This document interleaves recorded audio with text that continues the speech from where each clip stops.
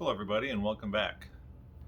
While I sit here and wait for the rest of my McCartney 3 items that I've ordered to show up in the mail, I decided I'd go through and show what I've picked up for other vinyl records over the past month or so. Now, it's nice to let other people around you know that you like records and collect records, and they kind of remember that. Now, I had just about a week or two ago, a coworker asked me if I was interested in having this trunk of records that they had in their house. They were moving to a different house, and I'm sure they didn't want to keep them. And they remembered that I collect record albums and asked me if I wanted those, and I said, sure, I'd take those. They weren't asking any money for them or anything like that, so I definitely decided to take them.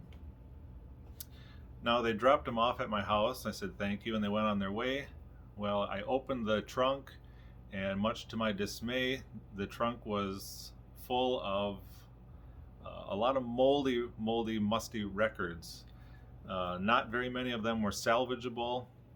Uh, most of them were like classical music and kind of local bands and things like that that weren't really very interesting. There was, out of maybe, there must have been about 200 records in that trunk. I was able to salvage about 5 of them, which were somewhat decent, and the rest are going to go to the landfill. Now, starting off with the least of the salvageable ones here, this is just one that was right on top. It didn't have any mold or anything like that on it. It's a K-Tel record, Today's Love Hits. It's called Together. I just looked through the track listing here, and there was a few songs that were pretty decent. Nothing real great or anything like that. There's a K-Tel label.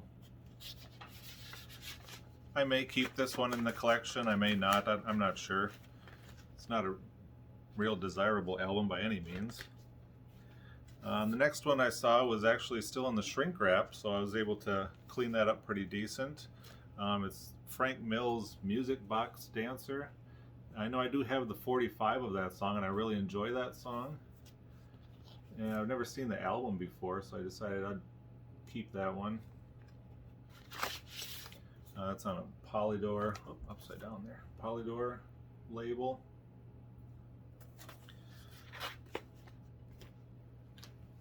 The next one here is by the band Bread. It's Baby I'ma Want You. I think I'm not real familiar with Bread, but I know that song and Everything I Own is on here. Picture of the band there. And then we've got an inner sleeve with some lyrics.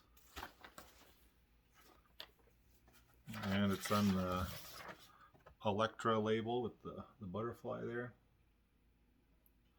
Now, even though most everything in that trunk was moldy, like all the jackets and everything, the albums themselves inside the jackets were pretty decent.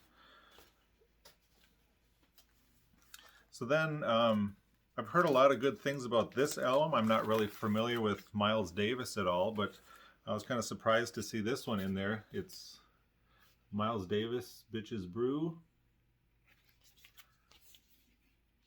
Never heard this album before, or I don't think I've heard really much of anything of Miles Davis's music, so I'm definitely going to give this one a listen. And those are on the, let's see here, they are on the Columbia label there. So that was kind of an interesting one to pull out of that collection of classical and Jim Nabors type music. And this one here is one that I've been wanting to get an original copy of, and it was actually in this trunk, so it's kind of nice. It's the original Star Wars soundtrack. Some ring wear and things like that on the sleeve.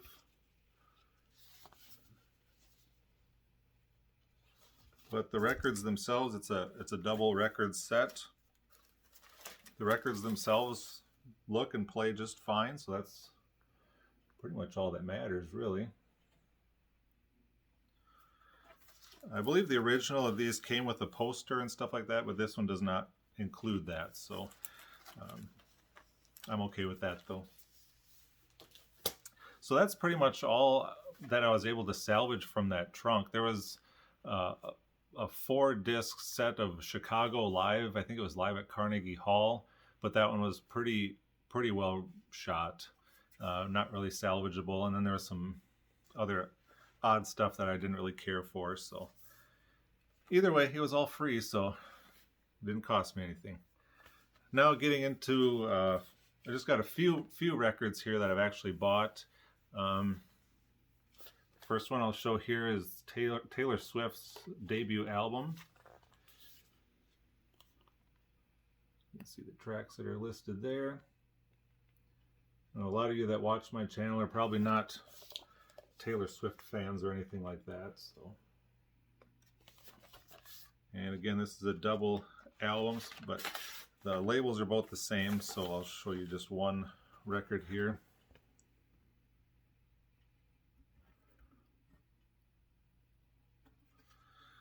So that's the first one. I think there's just 1 or 2 Taylor Swift albums that I don't have on vinyl yet, so might be getting those soon, I don't know.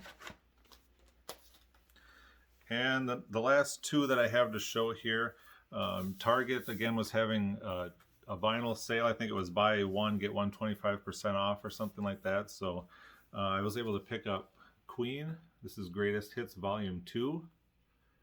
Not too long ago I got Volume 1 on vinyl finally. So it's nice to get this on sale.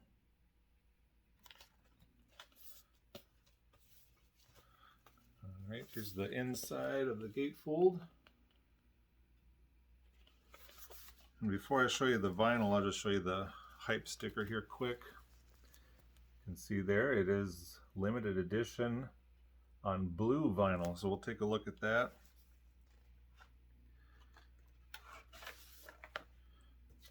All right, here's this. Each of the sleeves has all the different singles or songs that were on there. That's a really nice looking clear blue vinyl. Really like that color. And then I'll just show you the second sleeve here if you're interested. A little bit of creasing there, which I'm not a fan of, but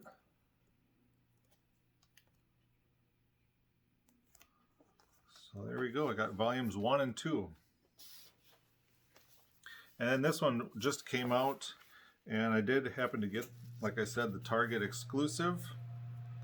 This is the White Stripes Greatest Hits.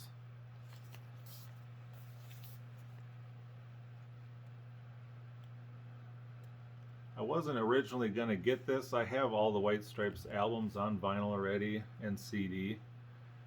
But I think there's a couple songs on here that I don't actually have. That I don't think they're on the albums. And I'll show you the gatefold here.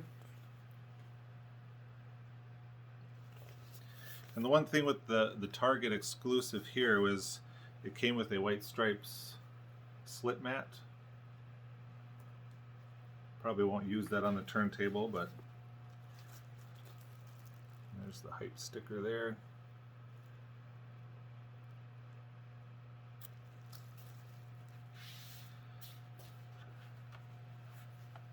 And the vinyl itself, they come in these nice black polyline sleeves.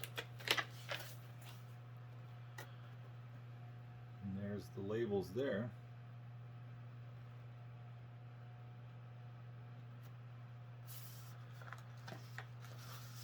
And both records do look the same, so I'll show you the one. Now that's all I have to show in this video for vinyl records, but there's one other item that I decided I'd show here in this video. This has been out for a while, probably a year or so. I've kind of been going back and forth whether or not to get it, and I decided I think I had a coupon for the Beatles online store, so I decided to pick this up. It's the Beatles 45 RPM carrying case. It's made by Crosley.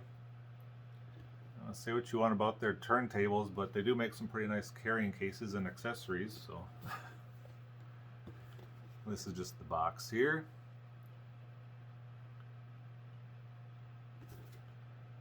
Yeah, it says here on the side it holds approximately 35 7-inch records. So here's the box itself. It's got this nice leather handle. And I think this came out at the same time as the Beatles singles collection came out on vinyl. It's got all the different singles that are included there.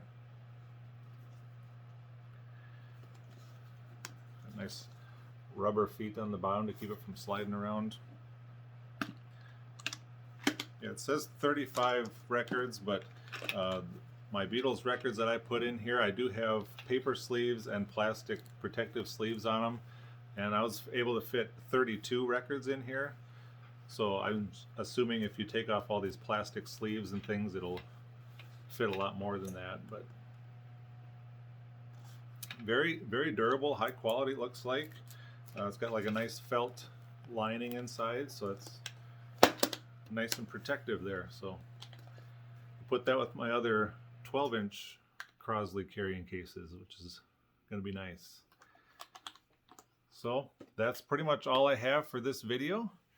And I got more items coming in the mail, and at this time of the year and during a pandemic as well. I know the Postal Service has been really slow, so some things are going to start trickling in here hopefully pretty soon here. So stay tuned for another video when that comes.